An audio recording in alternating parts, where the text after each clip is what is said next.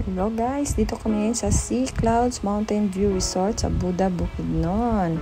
So, nag-day tour kami dito guys.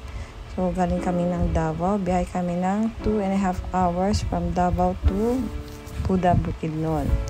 Ito na guys, ito yung view sa taas. Galing ka ng entrance. So, meron silang entrance fee guys na 150 pesos per head. So, ito naman ang view. Pag galing ka sa baba, papuntang pataas. So, green na green siya guys. So, nakaka-refresh talaga yung ambience dito. At malamig. Maganda yung weather. Kung gusto mo mag-relax, so maganda dito mag-relax kasama yung family.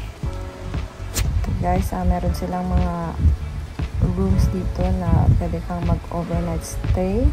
Meron din silang cottages. So, ayan guys, nakita nyo kahit malamig. Meron tayong naliligo sa swimming pool. So, dumating kami dyan around 8 o'clock in the morning. So, naghintay pa kami ng isang oras para lang makapasok sa loob. Kasi nag-open sila for day tour around 9 o'clock. So, punta kayo ng after 9 para pasok kayo agad. So, may mga koi fish sila dyan. Meron din silang food na pwede ka mag-order. Sa mga food nila, na naman iba. Ayan guys, maganda yung mag-picture dyan. Instagrammable talaga.